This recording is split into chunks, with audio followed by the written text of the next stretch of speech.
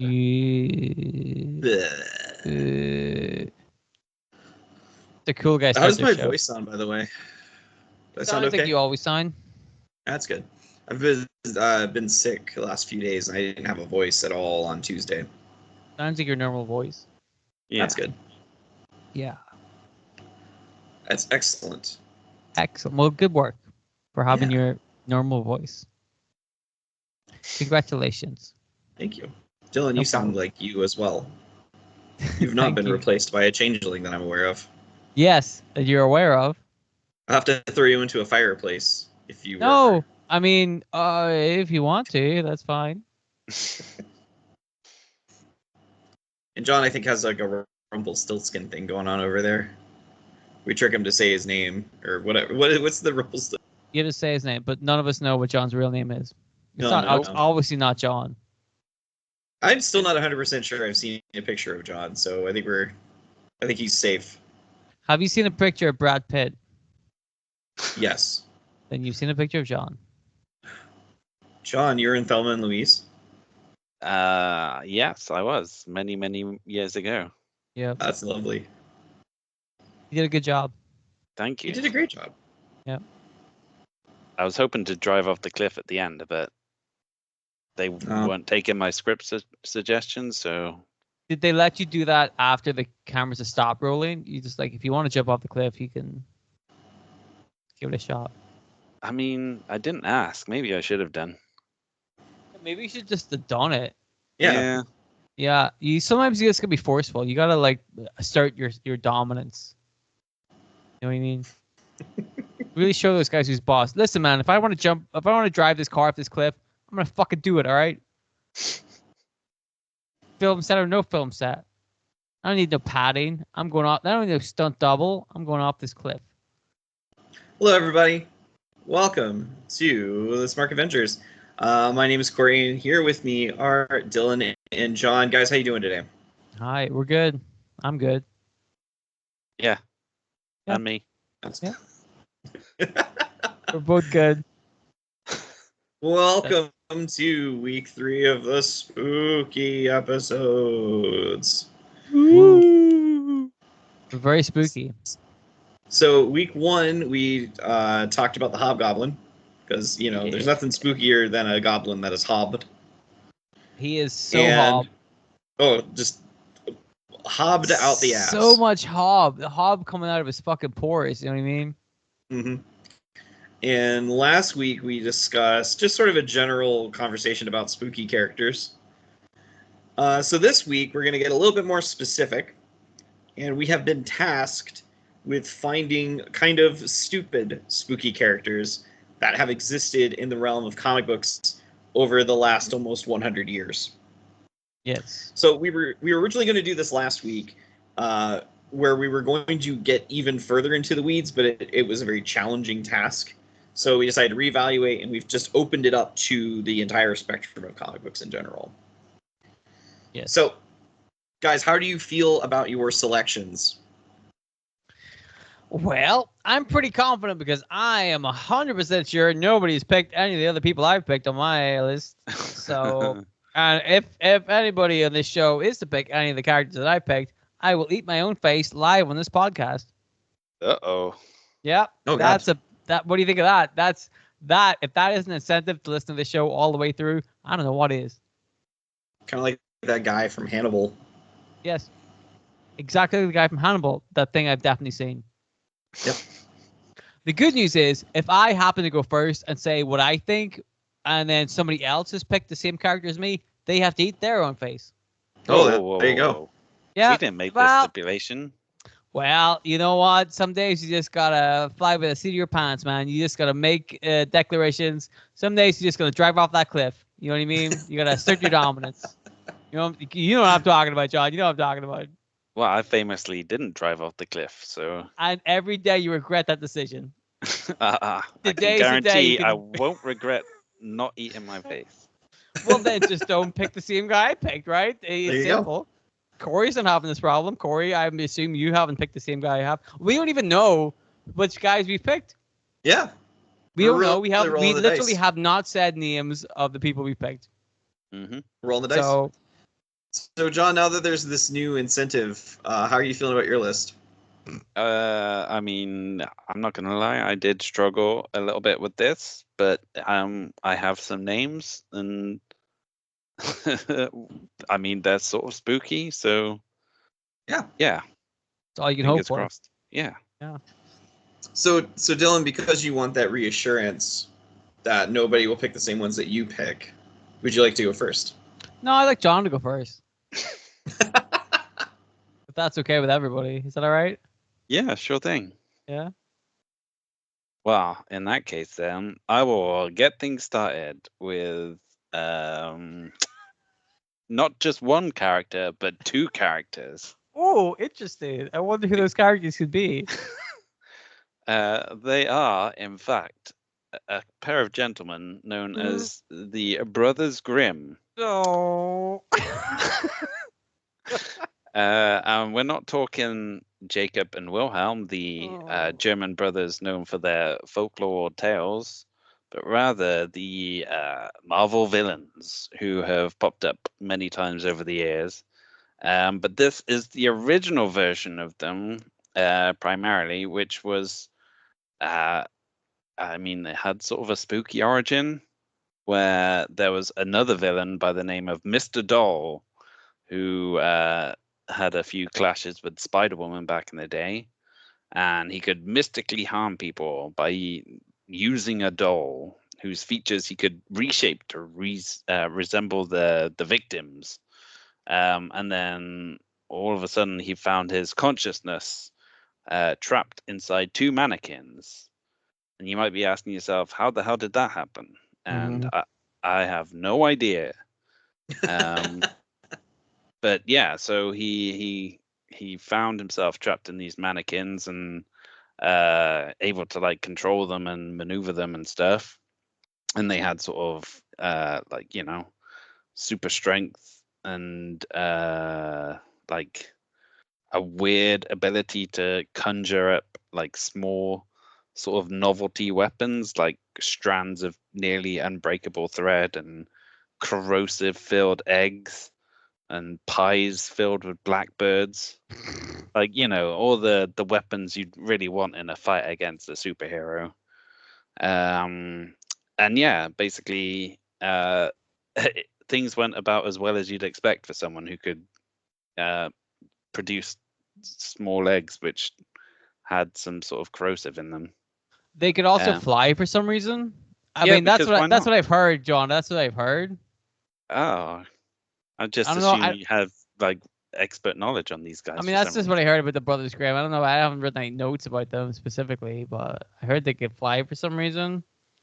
And they could also emit poisonous smoke from their hands. But that's just Of what I've course. heard. Yeah. So I have never heard of these characters before. And I have to say, this is, oddly enough, not the only comic book character that had previously been a mannequin.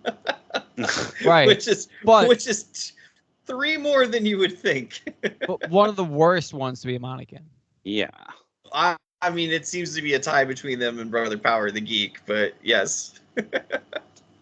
Well, you'll be happy to know they weren't always mannequins. Like at one point, Spider-Woman did defeat them and then sort of cast out Mr. Doll's consciousness from the mannequins. And then two human brothers found the mannequins in some abandoned theater or something, Like and decided just for, you know, a jape to put on their costumes, and then found that it imbued them with all the powers that the mannequin version of the Brother Grimm had. So all they the amazing decided, powers, such as eggs and pies full of blackbirds, and be able to emit smoke from their hands. All of those amazing powers. Things that mannequins can just do. Yes. Yeah. Oh, things that the Brothers Grimm were naturally known for. Thank God they were able to replicate those things. It would be a crime if those things were just lost to time. No, we got to bring those things back. Hell Can yeah. I tell you they're featured quite prominently in a YouTube video called The Top 20 Spider-Woman Villains?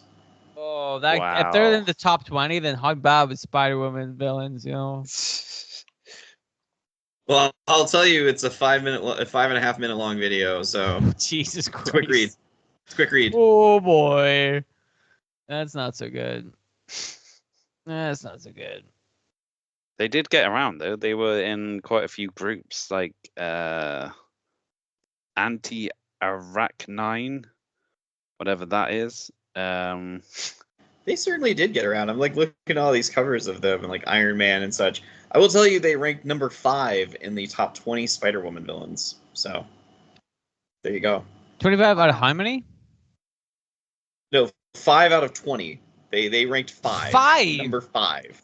Yes. The fucking Blackbird Pie guys did 5? Yeah. Jeez. They certainly did. Fuck. Dylan, do you want to go next? Yeah, I'm gonna go next. I picked the Brothers Grimm, right? So, oh no, no, That is the sound of someone eating their own face. nom nom nom. He fell down the pit of eating one's face. I That's gotta why he eat my got own quieter face. again. I'm only joking. I didn't pick those guys. Why would I pick the Brothers Grimm and write a whole thing about them on a piece of paper? Why? Well, that's crazy. No.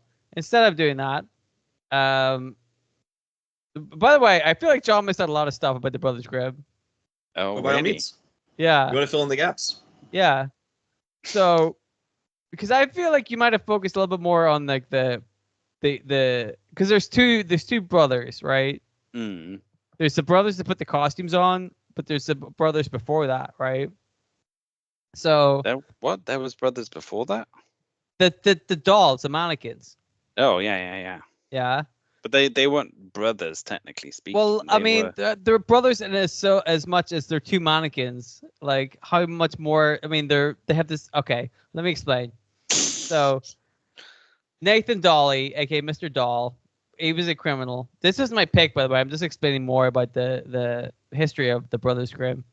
So he, like John said, he used to curse people by making voodoo dolls of them and then twist them around. So he was in the middle of making 2 voodoo dolls to like hurt people.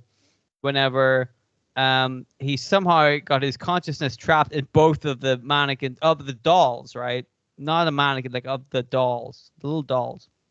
Those dolls mailed themselves to Nathan's wife, Priscilla.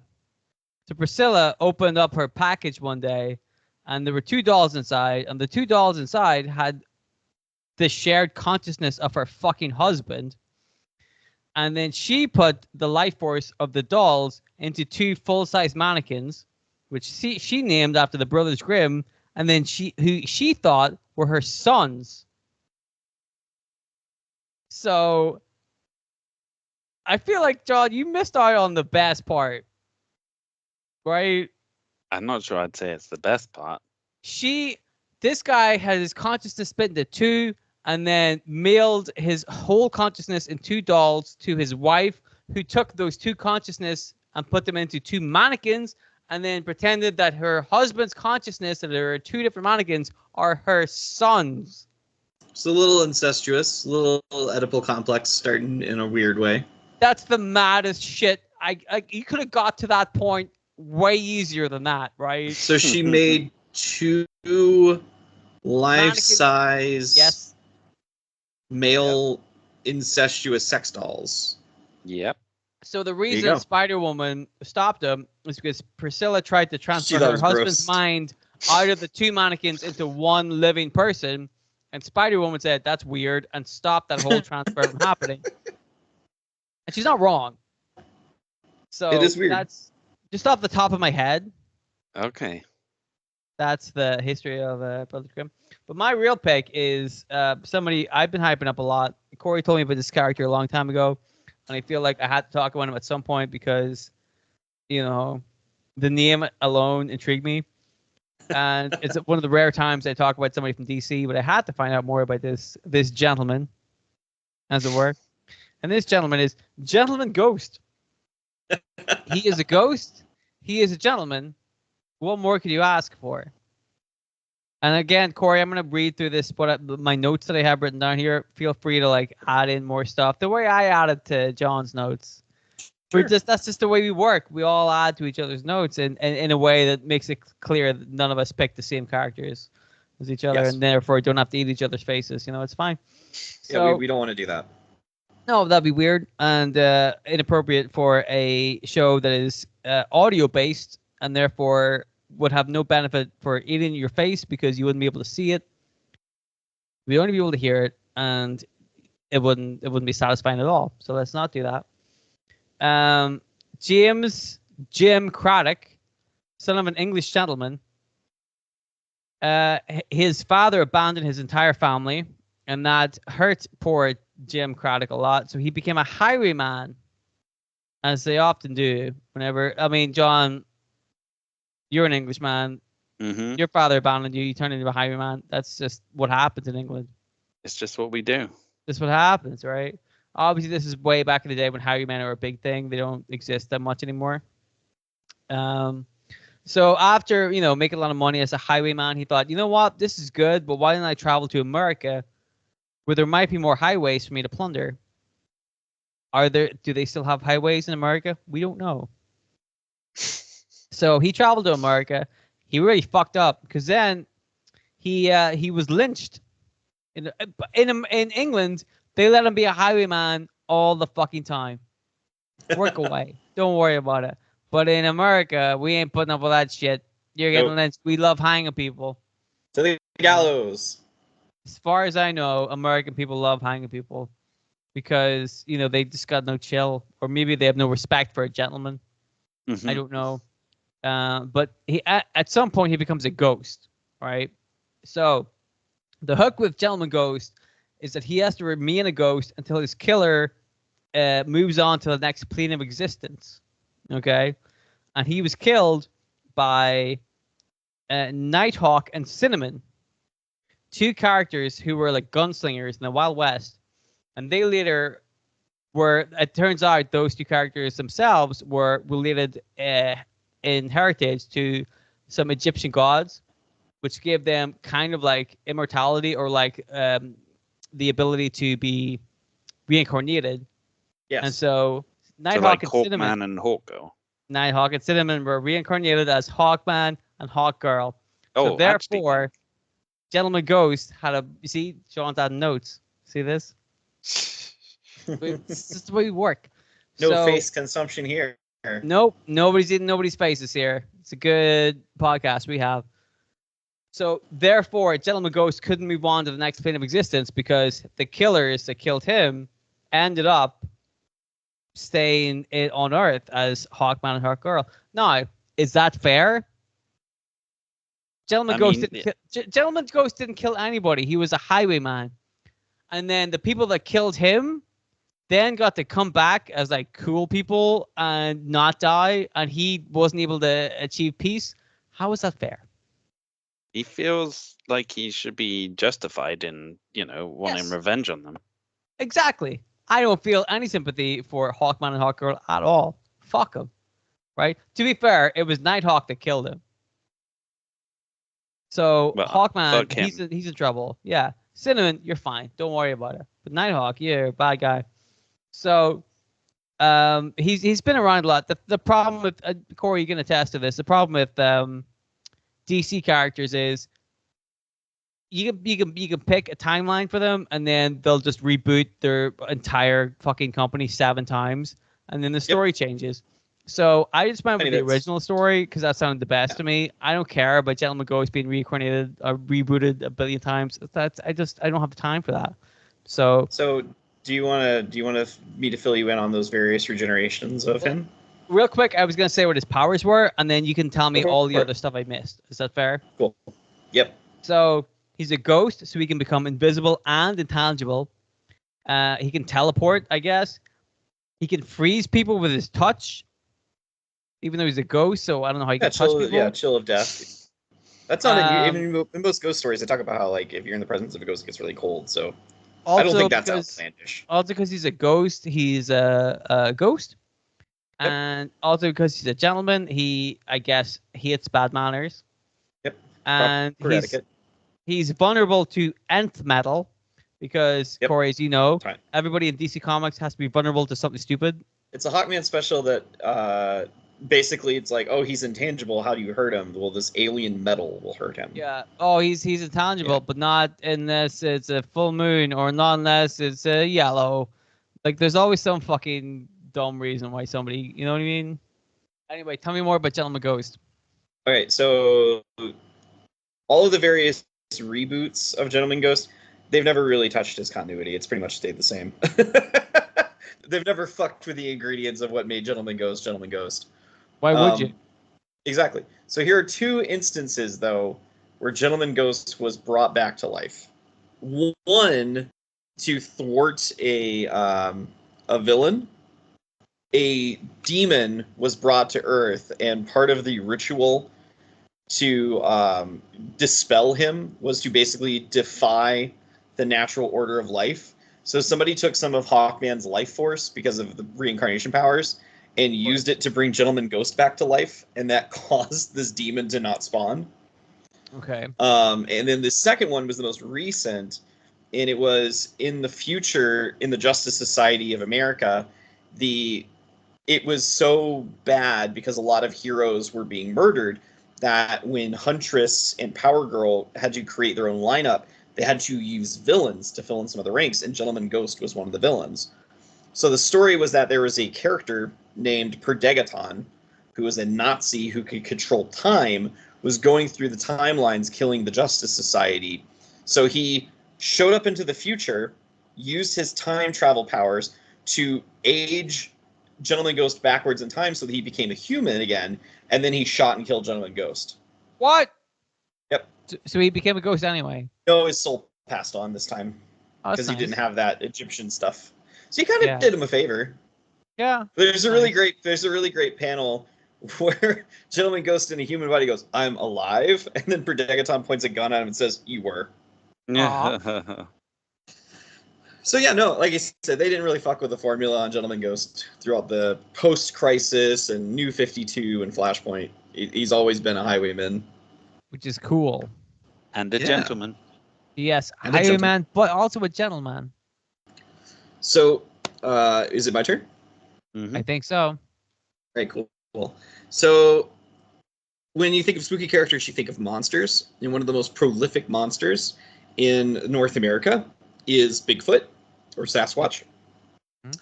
So, I went with a character that has been around since 1967. He was a villain of the Justice League, the very beginning of the Justice League. A being known as the Shaggy Man. Okay.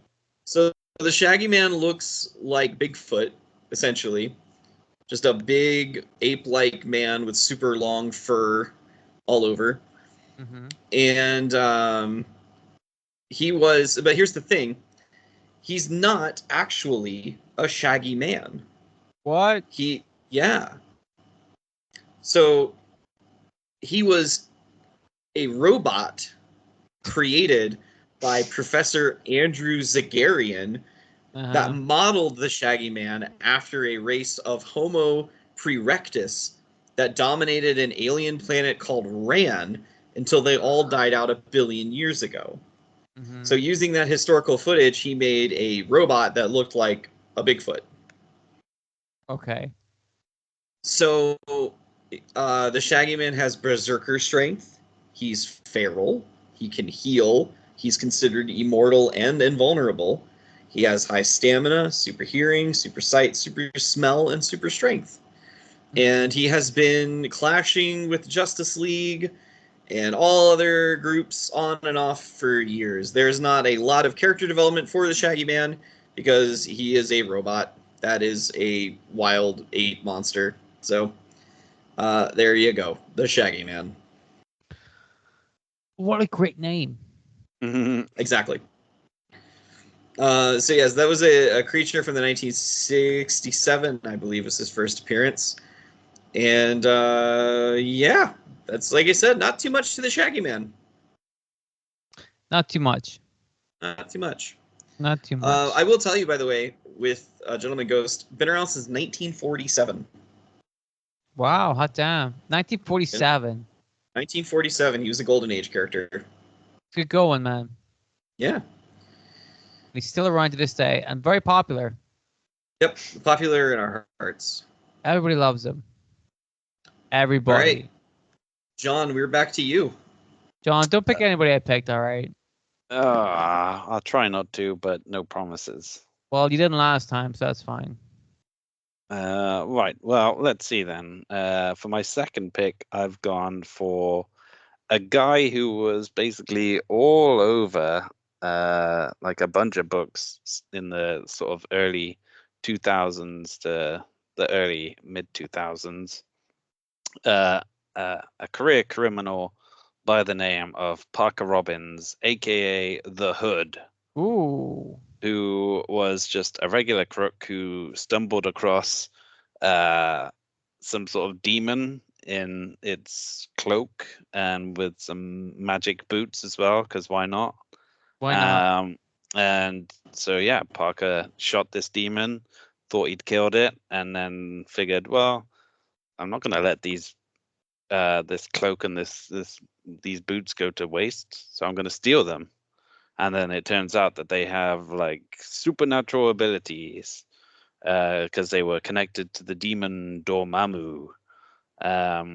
So yeah, it meant that his guns could shoot magic bullets. He could levitate, turn invisible, and like sort of in times of stress, like summon forth like a demon as well, where his face gets all messed up. But yeah, so he was all over the place. Like he was constantly fighting the Avengers during this period. Um, and even when he like lost his demonic powers, then he got powered up with the Norn Stones. And then briefly he got his hands on the Infinity Stones as well. And apparently now he's become like a spirit of vengeance too. So it's like this guy is all over like the supernatural side of things and Yeah. still being used like quite heavily, it seems, despite the fact he wasn't that interesting a character. Yeah. I remember like in the like 2010s, I guess. Is that when they brought him in? Like, he was like everywhere. He was really popular for a while. It must have been earlier than that because he was Maybe. definitely in like all over the Brian Michael Bendis Avengers run. Yeah. Yeah. So I was gonna say, like, I so when I took a break from like comics, because there were no places to buy comics when I was like late kid years, early teen years. So I was just reading like stuff I would get at yard sales. So when I finally ended up being able to get comics again, I just saw the Hood, as John said, everywhere. Like it Yeah. seemed like every book the Hood was making an appearance, and like it's so funny because you mentioned like, oh, he's still going strong, but I don't recall seeing the Hood as often as I used to. But I think it was just that kind of Brian Michael Bendis was using him a lot, and he kind of just got, I don't want to say overexposed, but yeah. Mm, definitely overexposed. Yeah. They felt like he was everywhere for a while. So I just remembered like, so he's like a guy wearing a hood, a hooded cape over like a sweater, Mm-hmm. and he had like demon guns, and As you do. that's all I remember for the most part. Right? That was basically his entire character.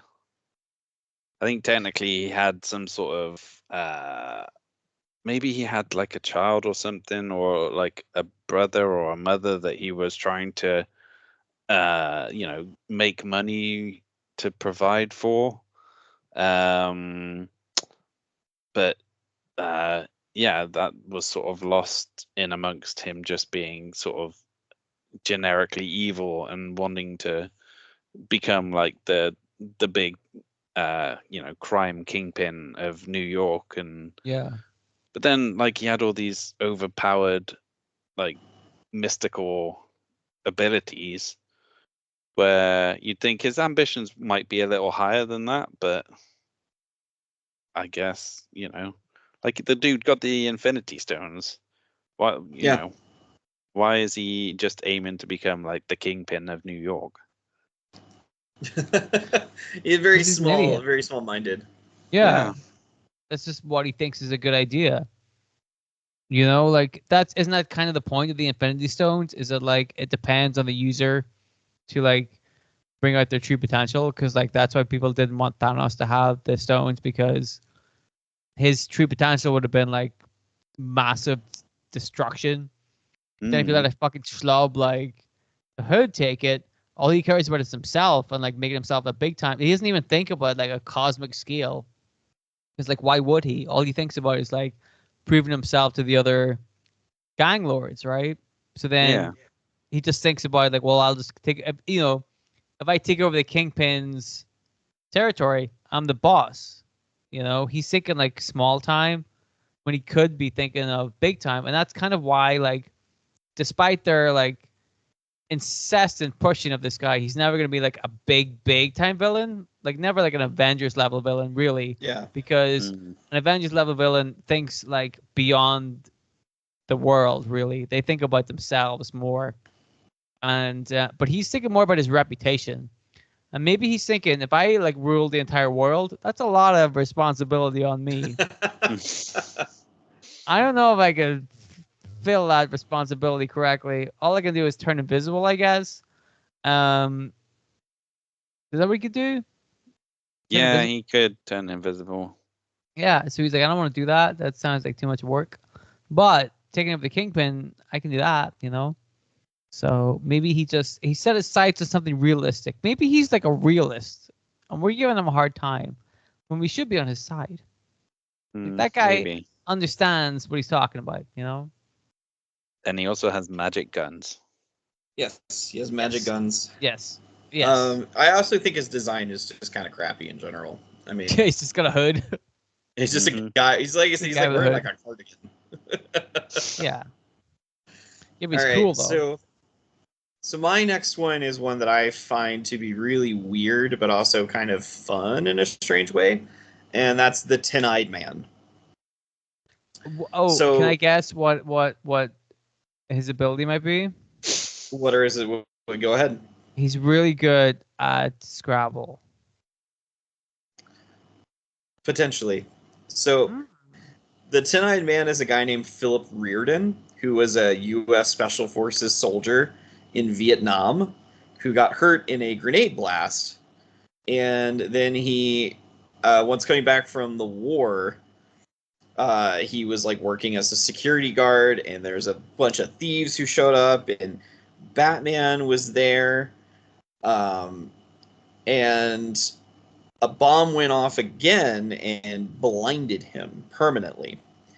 So he went to see this doctor who had this experimental surgery, and that doctor took his optic fibers from his head and put them in his fingertips, allowing him to see out of his fingers. So he has, like, depending on how the character that you're looking at, like which version, he might actually just have 10 eyeballs in his fingertips. Okay. So because he blamed Batman because of this accident, he turned to crime as the Ten-Eyed Man. So he has super sight because he can see in any direction at any time just by moving his hands. He's an expert marksman. He's great at unarmed combat, and he's considered a weapon master. In the pre-Crisis continuity, he was just like this weird, like gun for hire guy. And then he got killed in Crisis on Infinite Earths. So when the New 52 launched, they launched a new version of the Ten-Eyed Man, and they just made him a straight-up freak. So this is a version that actually has the eyeballs and the fingertips, and he wears a mask that covers his entire head. He's kind of like Ragdoll-esque, and he also can do magic now. Like, he's there's like a ritual spell that he was casting, and he needed somebody's jawbone. So this guard that had found him was approaching him with his weapon drawn, and he's like, "Oh, I need that." And he like cast his hand, and he like took the man's jaw out of his face without having to rip it off. So the guy just had all this loose skin, and Ten-Eyed Man was just holding this jaw. in his hand. He's like, great. Delicious. I will tell you that as the 10-eyed man, despite being creepy and unnerving, he has a very obvious weakness, and that is his hands. Yeah. Get out of time. In the pre-crisis continuity, somebody threw a plant at him, and he caught the plant, and it blinded him because the plant's leaves poked him in the fingertips. And in a miniseries that was about a year or so ago, he came face to face with Azrael, who burned his hand and blinded him in that hand. Because Azrael was not fucking around. So there you go. That's the 10-eyed man. Just a weird guy who can see out of his fingers. Wait a minute, though.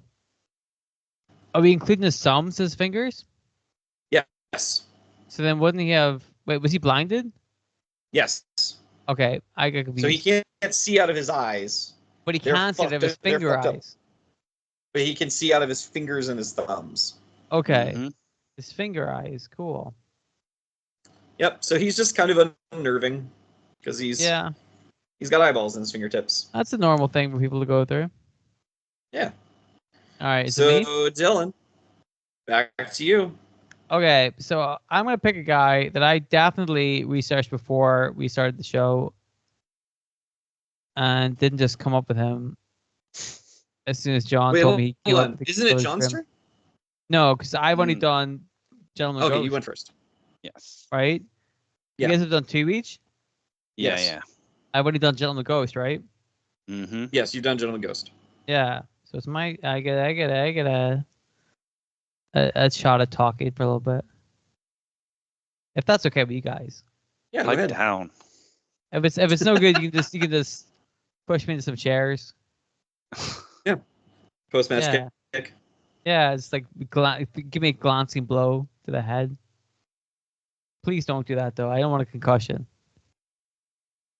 So I picked a guy called Digger. John, have you heard of a character called Digger? Is he a Hulk villain? He might be now. He was a Spider-Man villain when I read him. But from what I've learned, he might have come back as a Hulk villain. Okay. I'm going to talk about the Spider-Man stuff because that's what I know. Okay? Yep. So he originally turned up in 1957, classic year for villains. There was a meeting between a lot of mob bosses, one of whom was Morris Farrelly, and he didn't like 6 of his other contemporaries. So he thought, what's the best way as a mob boss for me to get rid of my other 6 people I don't like? Kill them. So they had a big meeting, and Morris Farrelly ends up doing a hit on the 6 crime bosses: Freddy Cornival, Santo Castanelli, Jimmy Littleman DeSanti, Louis Fredone, Tony Mascarpone, George Sims, and all of their various lieutenants and seconds. They're all dead. Fuck them. They were then buried in a big hole in the middle of, well, not in the middle of Las Vegas, in the desert surrounding Las Vegas. And forgotten about, because that's the end of that, right? What else happened after 1957 that would necessitate any kind of issue or quandary? Probably nothing, except at some point the United States decided to test a bunch of gamma bombs in the desert, as they are wont to do. Boy, they love fucking testing their gamma bombs. And wouldn't you know it, hot damn, gamma bomb is tested right around the place where all these 6 guys are buried. So it turns out, because this is comics and this is how this works, the gamma radiation somehow fuses all of their corpses together and then brings them all back to life as one body. So they all come back to life and decide they want revenge on Morris Farrelly. Morris Farrelly, of course, is an old man by now and doesn't want to die at the hands of some weird-ass gamma-radiated Frankenstein corpse that he already killed. So, like any other person, he naturally goes to Spider-Man and says, hey, dude, can you protect me from this weird-ass fucking thing? And I'll give you £100,000. Well, I guess $100,000. He was Spider-Man. Spider-Man accepts because at the time Spider-Man had no money, and he thought that's a good way to make some money, just doing what I would do anyway. Hello, easy. Now, I forget how this comic ends. There is some way that Spider-Man is able to disassemble Digger and just kind of like inerts him back into, a goop like corpses. He's death. I don't remember the way that it comes about, but Spider-Man is somehow able to figure out a way to kill Digger in a way that I can't remember. Now, John, the thing you might be talking about is in the Incredible Hulk recently, they've come up with this thing called the Green Door, which means that anybody ever that has suffered from gamma radiation is able to come back to life whenever they go through the Green Door. Yep. And because Digger was the catalyst of a gamma bomb test in the deserts of Las Vegas, he was able to come back to life by going through the Green Door. Therefore, he probably has had some kind of interaction with the Hulk once he's come back. He only really come back to life a couple of years ago, because I think this Green Door stuff didn't happen that long ago. So from the last I heard of it, because me and my brother remember Digger, we were reading Spider-Man at the same time, and he sent me a message going, why did this one random ass character just suddenly come back to life? And it turns out it's because he walked through the Green Door, which is not a great explanation. It's a little bit, if I may Smark Avengers us a little bit, it's like, why is Bray Wyatt no longer burned? He walked down the magical corridor. Yep. That's all the explanation we need. So, like you do. That's what happened. So I don't know what happened to Digger after the Spider-Man run, because I read the Spider-Man run. I have no idea. He might have fought the Hulk. Why not? But he was strong, durable, quick, and he had the combined smarts of all the criminals that made up his entire body. So that was his deal. That's Digger for you. Why was he called Digger? I don't fucking know. They never explained it. They never explained it. I would assume it's because he dug his way out of the pit that he was buried in. But again, they never explicitly stated why. So who knows? But that's Digger. So do with that what you will. I have nothing to contribute to Digger. Why would you? It's a shitty Exactly. card. Sounds perfect. I will say the art was pretty cool though. I think it was. It was J.R. Jr. Yeah. The original art was J.R. Jr. That's why we liked it. Yeah. Indeed. Yeah. But also, there's only so much the artwork can do. You know what I mean? Yeah. Yeah. They did their best. Anyway. All right, John. It's your third and final one. You got? Okay, cool. In that case, this guy, I don't know. This feels like a bit of a cheat, but I'm going for it anyway. He the is Brothers Grimm again. It's the other. There's two of them. Yeah. This is Morlan, who was like a Spider-Man villain as well. Same run as Digger, wasn't it? Indeed, yeah. Yeah. J.R. Jr. He was basically a totemic vampire who was feeding on totems who bridged the gap between man and beast, along with all of his brothers, who were basically known as the inheritors. But he was their whole deal was any character that was a totem for an animal, say, the Rhino or Black Panther or Spider-Man, they would be able to feed off them and grow powerful from sucking their life energy, basically. And so Morlan was very much focused on Spider-Man, not just the 616 Spider-Man either, but it basically spawned all of the Spider-Verse stories with Spider-Verse coming together to try and stop Morlan and his brothers, and all these different versions of Spider-Man and stuff. And Yeah, so he's played a pretty big part in the comic books over the last 20 years or so, and during that entire time I've found him incredibly boring as a villain. And yeah, like he doesn't even have any like super duper powers or anything. It's just like He's super strong. speed, super strength, super durability, and like all the just like generic powers that you'd expect from a villain, basically. Except he's dressed like he's Vampire. wearing. Well, he's sort of wearing Samuel Shaw like style, sort of Regency clothing. Yes. It's like, you know, like Sebastian Shaw. sorry, yeah. What did I say? Samuel Shaw. Samuel Shaw. Whoops. Well, we are Samuel Shaw. That feels like a slip I would have made. Yeah. So yeah.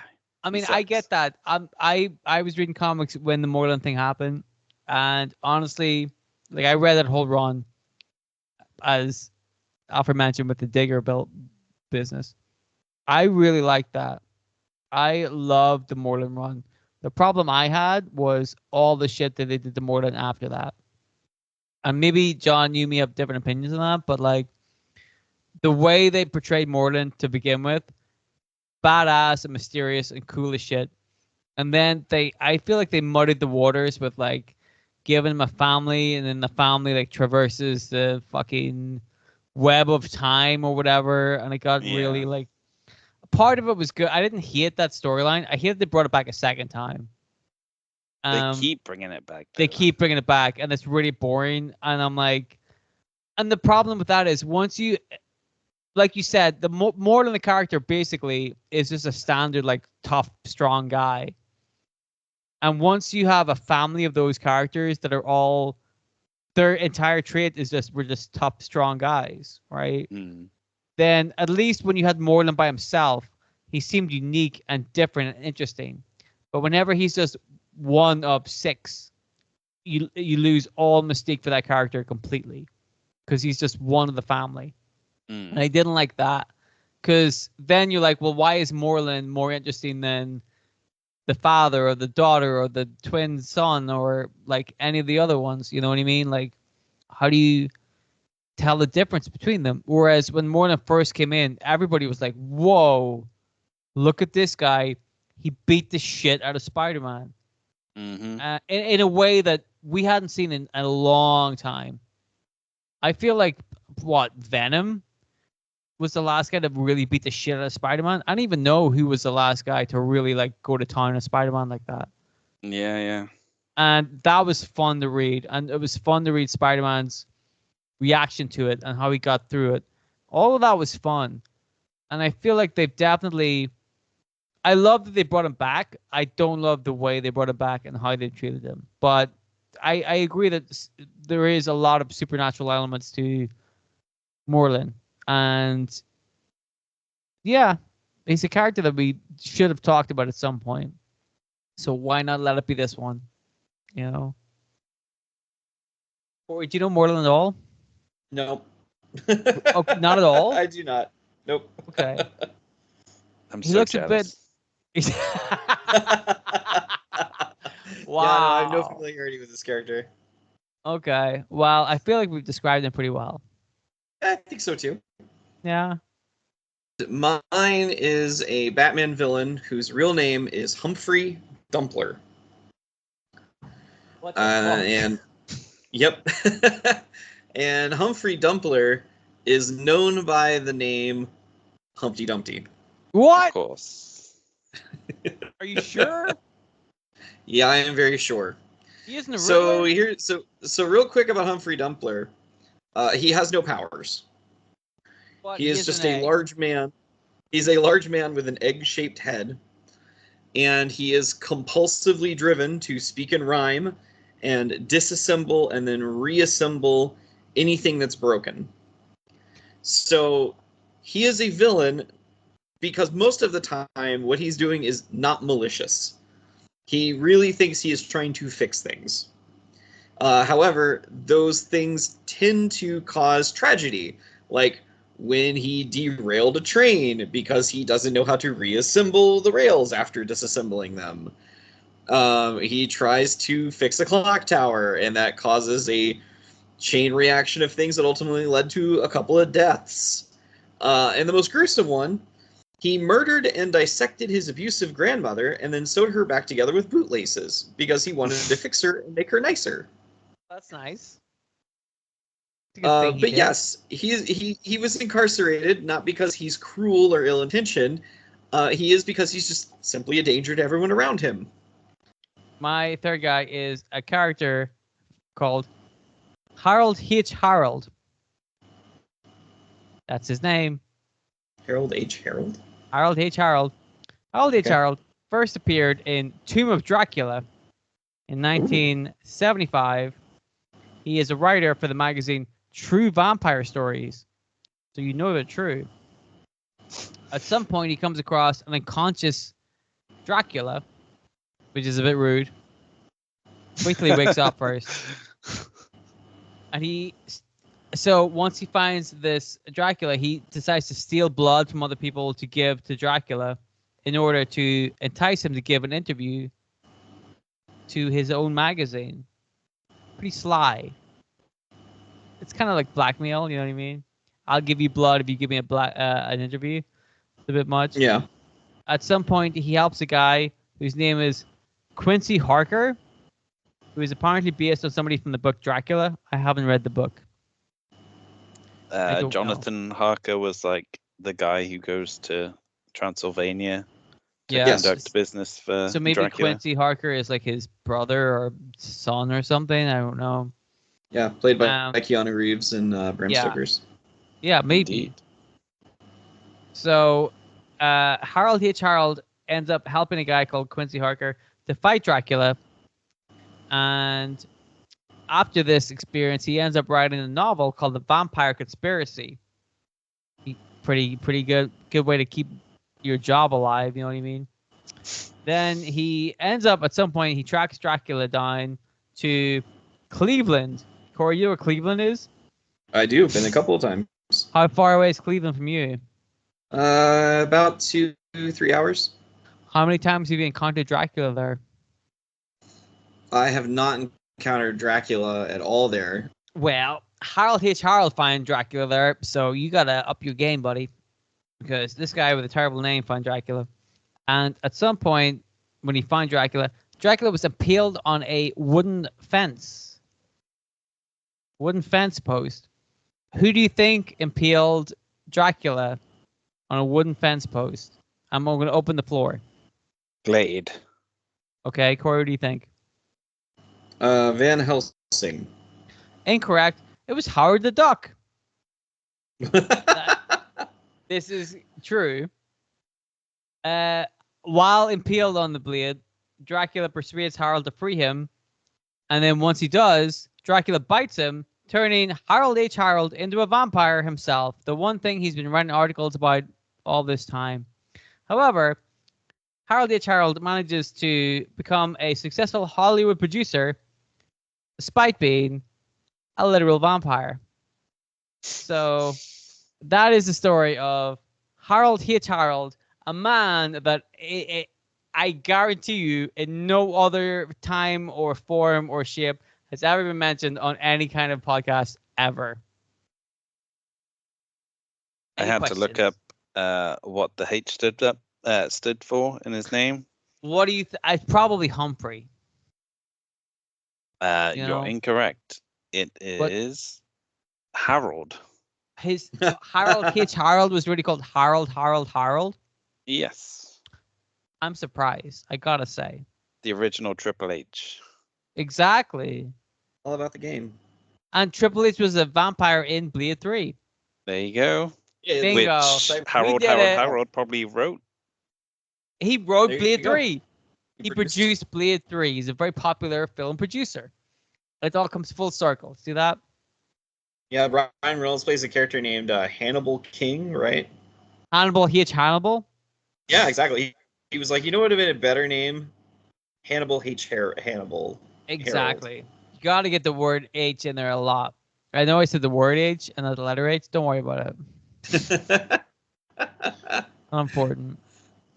Anyway, that's Harold for you. So pretty So you guys impressive, huh? Very. So do you guys have any alternates that you would like to discuss? I mean, I wouldn't really like to discuss it for very long, but No, the expectation is that you're not going to discuss it very long. the Batman who laughs, who's Oh. basically Bruce Wayne of Earth 22, who, after the Joker found out that he was dying, he decided to go on a mass killing spree and, murdered a whole bunch of people, and finally forced Batman to the point where he had to kill him to stop this rampage. But then when he did break his neck and kill him, he got infected by the Joker virus or Joker toxin, whatever you want to call it. And basically became like a Jokerized version of the Batman, where he somehow gained all this multiversal powers from a demon called Barbatos, and assembled like a bunch of rabid Robins from different worlds, and just basically made a massive nuisance of himself all across the multiverse. And sucked. Yeah. I Yep. was super I'm confused not a about fan. that whole Batman who laughs thing. Like real confused. I about was it. reading the books that he was getting introduced in, and I thought it was fucking confusing. So, yeah, I'm not a fan of the Batman who laughs. It felt like a Scott Snyder bullshit thing, and it was. Well, there you go. Dylan, you got an alternate? Yes. Headpool. He's a zombie That's true. head. Basically, Zombie head he of was Deadpool. a alternate version of Deadpool that at some point gets his body decapitated, and he returns as just a head.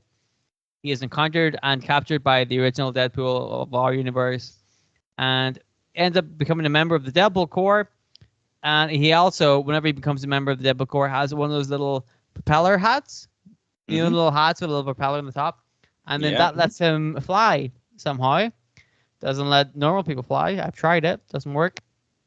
But Too much there you body go. weight. Yeah, it's because he's just a head, basically, just a skeleton, just like Yep. like bones. But Mhm. he is a Deadpool head that can fly. So that sounds supernatural to me. It's very supernatural. Yeah, He was in Deadpool and Wolverine as well. it was. Was it Nathan Fillion? Yes, I believe so. There you go. Of course it So was. topical. All right. Even though by So the time my this comes alternate. out, this was like 2 months ago. Yeah. Yes. So this is mine. This is another Brian Michael Bendis creation, along with Alex Maleev. John, you might be familiar because it is from the Daredevil run. Mm-hmm. Demon Baby. Demon Baby. Does not ring any bells. So Demon Baby is a demon baby What? that was summoned by a man named Lawrence, who got kicked out of the hand. And Demon Baby possessed a villain called the Jester to give him supernatural powers. And ultimately, the Jester was defeated, and Demon Baby escaped. And yes, so the Demon Baby is able to possess the bodies of human beings and grant them superhuman strength, endurance, and agility, and the ability to fire green energy out of their eyes. Once the host body had experienced a certain amount of stress, though, the Demon Baby is vomited up, and it would immediately seek out a new host. So, Uh-huh. so that's a he was in 6 issues, and Demon Baby, honest to God, fits our pantheon of characters of Oh yeah. Armless What? Tiger Man, Gun Bunny, Baby Juggernaut, Demon Baby. Why didn't you go more into the Demon Baby lore? Like you just put him as your alternate. We need to know more about it. There is not much more II, the Demon Baby, except that it was in 6 issues. Oh, but they can't bring him back. Well, so he was killed when he possessed Lawrence, and Lawrence shot himself in the head, which killed both himself and the Demon Baby. But the Demon Baby is a demon, so he probably just returned to hell until he is inevitably summoned back into the land of the living. I see. Which could be any day now. Any day now. There's somebody Yeah. named Bernice who likely has summoned the Demon Baby, who will, live inside of their belly until it's vomited up, and he finds a new host. That's a normal thing. Yeah. The Alex Maleev art of Demon Baby being vomited up is amazing, by the way. It sounds like it. Alex Maleev's a great artist to begin with, so he does well. It certainly sounds like a good time. Yeah, it does. So, folks, that's going to do it for us in this episode of us just talking about some of the weirder or lame or stupid spooky characters that we could think of and or find. Guys, John, what movie are you at right now in your movie watch for 2024, and what was the most recent one? I am on 608. And Woo! my most recent one, which maybe ties it in a little bit with Demon Baby, I don't know, was Constantine. Ooh. Because he was, fighting demons in that. Mm-hmm. And I can't confirm if they were babies or not, so... That's true. I thought you were going to say for a moment that you watched Possession, the Sam Neill great. Oh yeah, that's a great movie. So, John, if they want to see your review of Constantine as well as any other movie you've seen recently of the 608, where can they find that stuff?